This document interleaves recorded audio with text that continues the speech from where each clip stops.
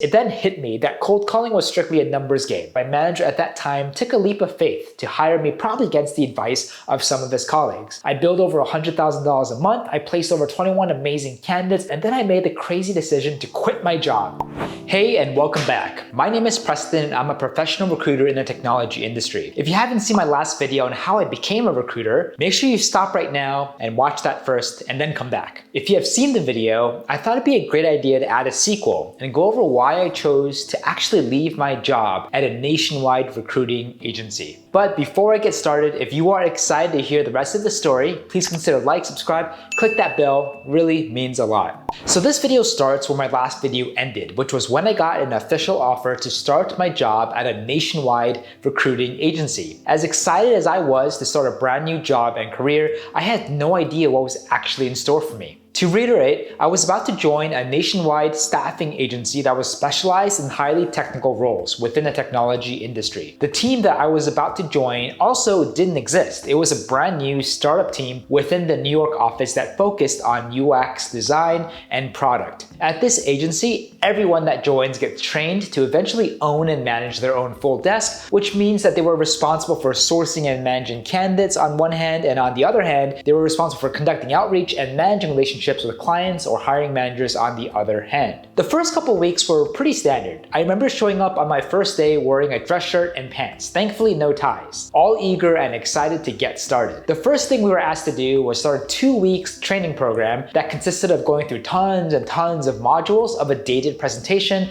on the history of recruiting and what recruiting is and what the best practices are for interfacing and engaging with both candidates and clients. On top of that, we were also asked to come to the office earlier twice a week to go over training and role-playing exercises that handle every scenario you can imagine as a recruiter, such as an initial client or candidate engagement call to handling client objections, etc. Initially, I really didn't enjoy these at the start, as the thought of role-playing different scenarios in front of 30-40 people was super embarrassing and overwhelming, and also humiliating. But in hindsight, I actually found these weekly exercises to be very helpful, as it showed you real-life examples we would deal with every single day. At the start of the second week, as I was nearing the end of the daily module presentations, we were also instructed to identify product managers and designers via LinkedIn and other sources like Behance and Dribbble that matches the background to some of the first open positions that my team has picked up, and also try and take a stab at crafting sample outreaches to them. We would write a version, run it by our manager who would edit it, then edit it again, rinse and repeat until we found a good enough version to use live when we were ready to go. Any additional time we had during the day would be to go over the proper scripts and what we had to say to both clients and candidates. At the end of the second week, we were asked to prepare for the following week by researching 30 to 40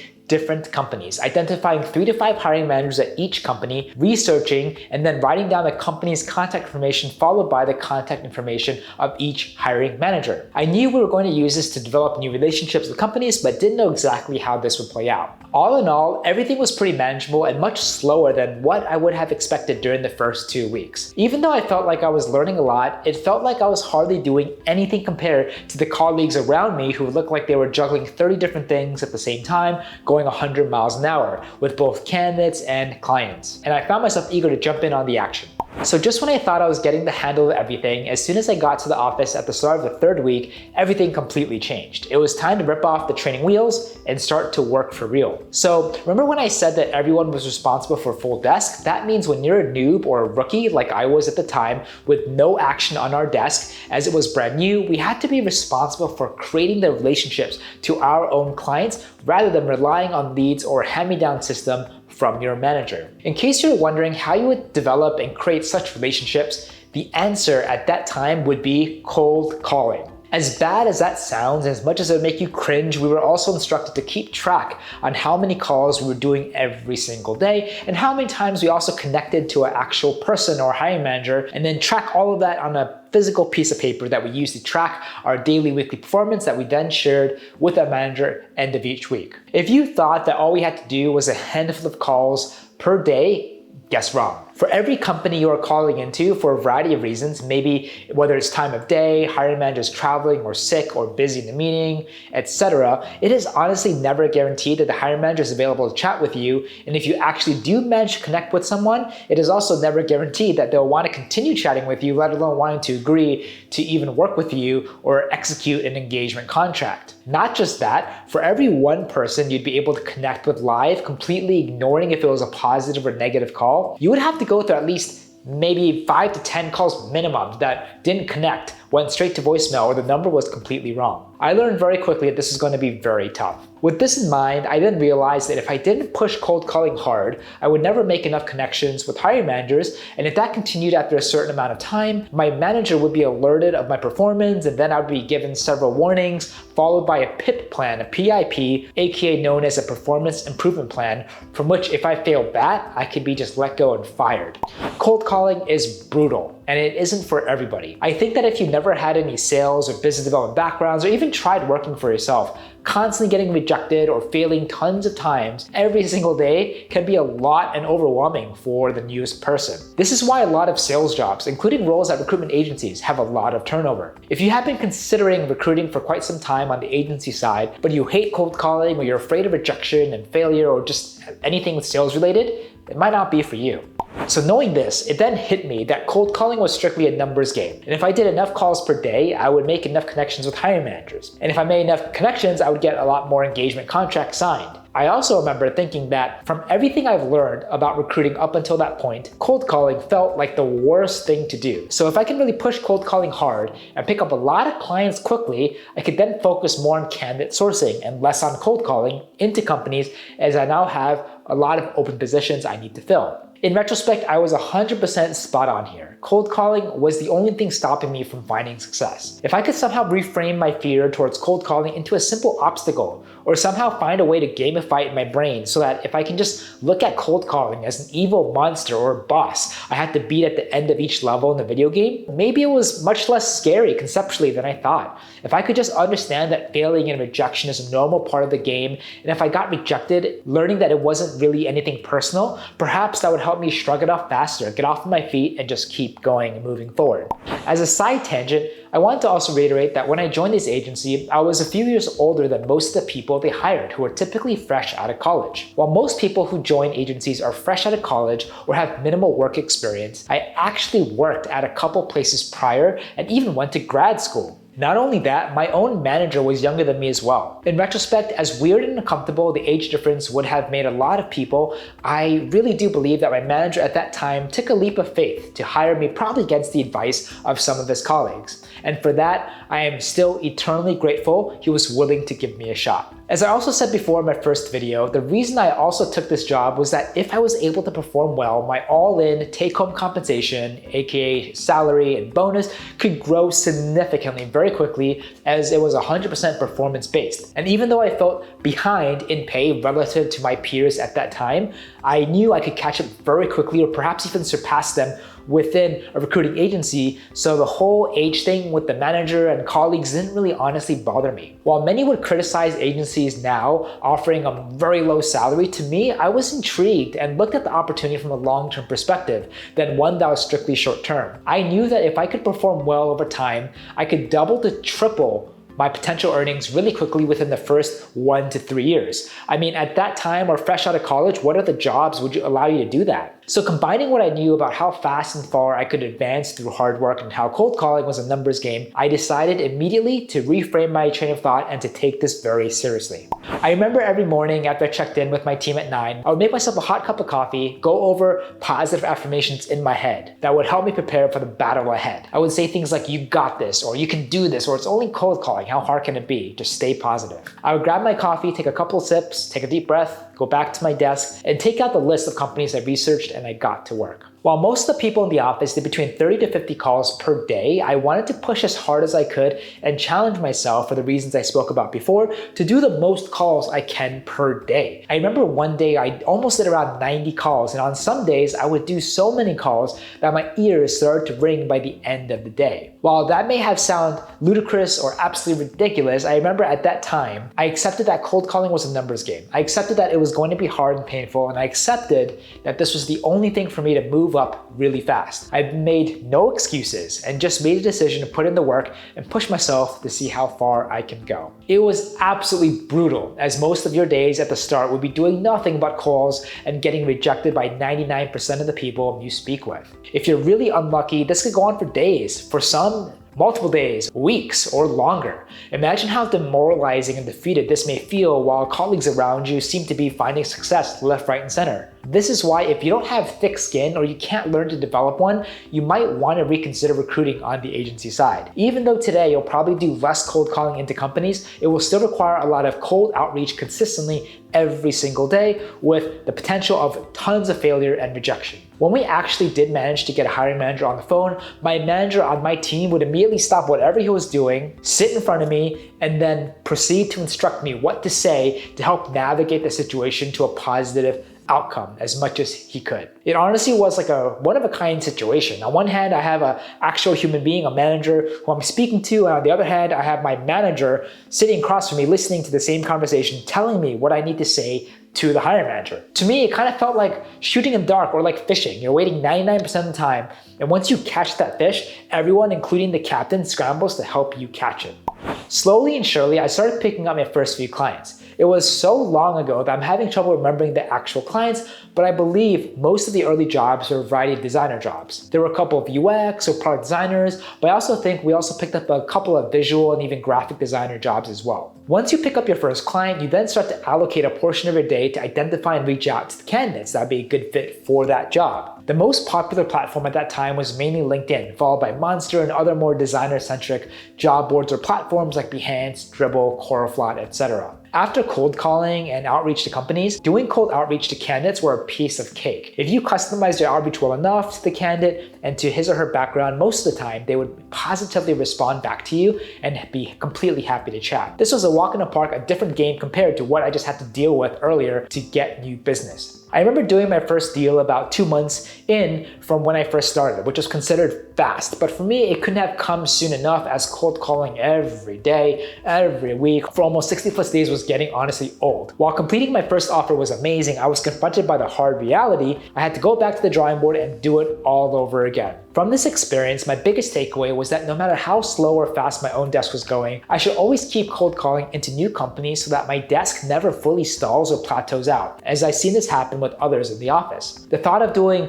1 to 3 back-to-back placements is great, but if you have no more open positions to work after that, you'll essentially slow down your winning streak and momentum, as you have to shift to 100% cold calling all over again, which I completely hated. And then, if you don't produce new clients, you could still be put on a PIP plan and then maybe get let go. I've seen how some recruiters who had a hot streak initially ended up struggling, ended up plateauing, and then just leaving or getting let go. And I did not want to be in that situation. After you get a good number of clients, you then learn to pull the throttle back a little for client development and focus more on your time on sourcing candidates to do placements. Once you find good candidates and then submit them, you are then trained to manage the entire interview process, from the first interview to references, negotiations, and ultimately extending and closing the offer. To me, this was my favorite part of the process. Depending on how many open positions you have, you then have to constantly watch both sides of your full desk of the business. You had to make sure you always had open positions to work and a good number of candidates inbound to place. If one was lacking, you spent more time to bring that up. On the other side, ideally you want both to be running well, equally fairly balanced. After doing a good handful of your first deals, you would then start to really get a hang of the whole A to Z process that I alluded to earlier, from client outreach, client engagement, to candidate sourcing, candidate engagement, interview management, to negotiation management, references, and beyond. At that point moving forward, if I wanted to keep doing well, it was then all about maintaining a high level of work ethic, consistency, and grit. If you want to do more deals faster, it was then doing all of what I just mentioned, but then doing it with a greater sense of urgency and stricter time management.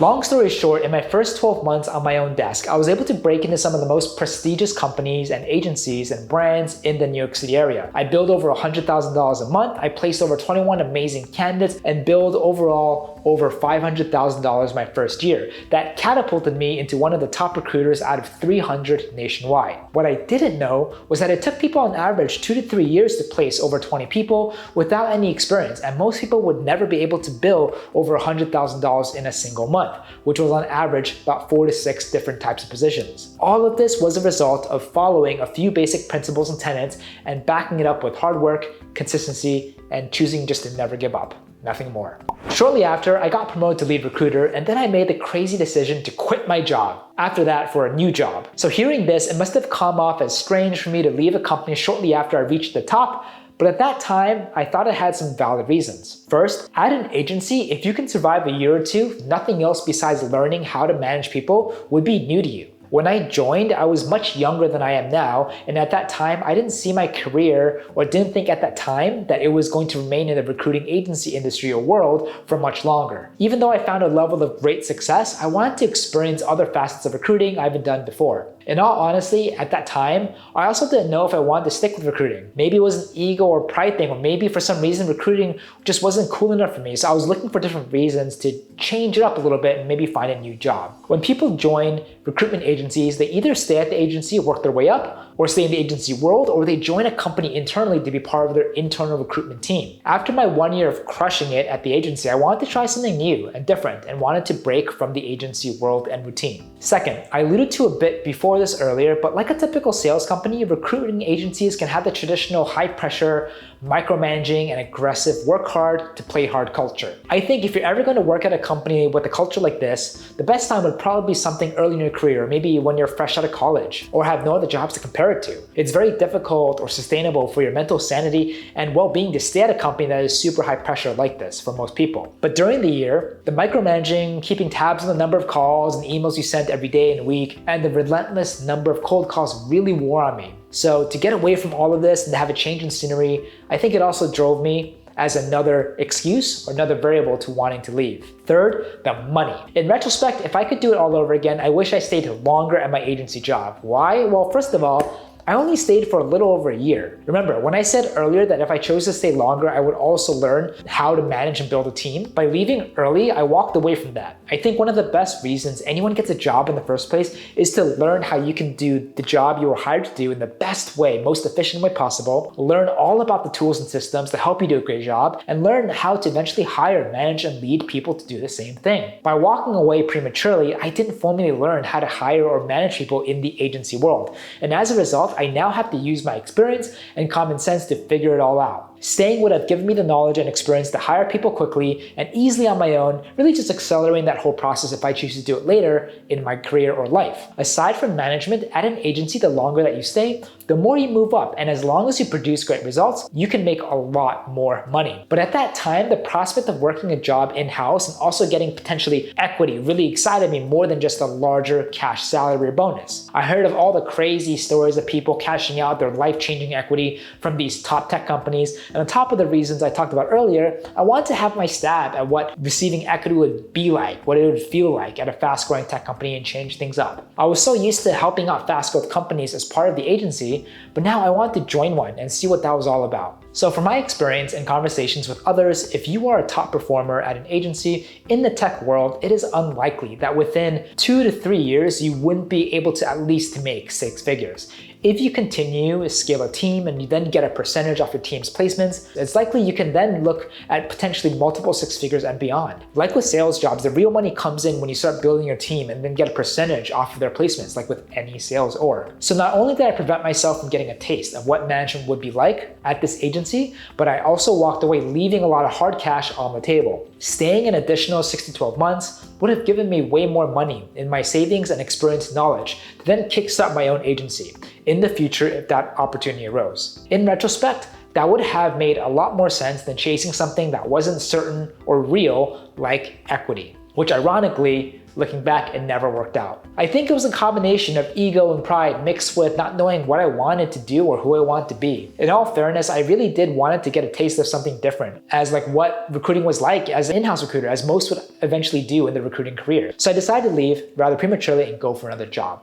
All in all, aside from the micromanagement and high pressure culture, my time at the agency, although brief, was a crazy learning experience. I came into recruiting with zero experience and showed myself and others what could be done if I chose to stay in the game, worked as hard as I could consistently, and chose never to give up. I was able to take advantage of the great trainings that I received that formed the foundation to kickstart my own recruiting career. While I did struggle to fully embrace recruitment as a career back then, I'm glad I made a decision to accept that job offer as I eventually ended up loving recruitment as a career and became a proud recruiter. As difficult as it was, I think everyone should experience a sales job at least once in their life. You learn so much about yourself, work ethic, and you develop such important skills and mindset that can be leveraged to help you find success in anything else that you do. When you think about it, every day we're always selling something to someone. Could be your favorite bottle of wine, your favorite book, movie, or your favorite song to your friends. Anytime you're sharing an opinion or thought on something, you're sharing or selling your idea onto someone else in hopes that they will believe and agree with you. Might as well get proper sales experience and get paid while you're at it, kickstarting a brand new career.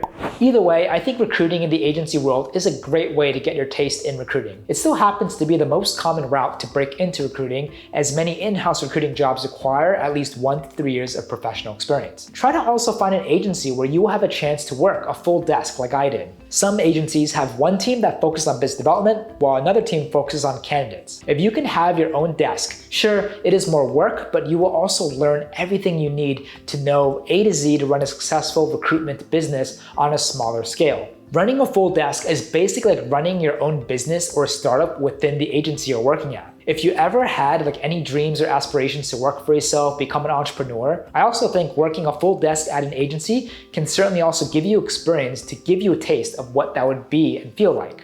Recruiting is a great career. Frankly, I think it is one of the best careers you could have out there. It is tough work, like with any job, but if you can choose to stay consistent and work hard, there is absolutely no reason why you can't have an amazing career. It's lucrative and can be extremely fulfilling as you get paid to impact people's lives. If you work at an agency or you're thinking about joining one, please make sure also to share your experience down below. We'd love to hear from you. If you have any additional questions, feel free to ask me as well. If you like this video, want to see more like it, please give me a big thumbs up, subscribe, click that bell, would really mean a lot. Feel free to also follow me at @Preston_Park as I try my best to also post daily. Thank you so much and we'll see you on the next one.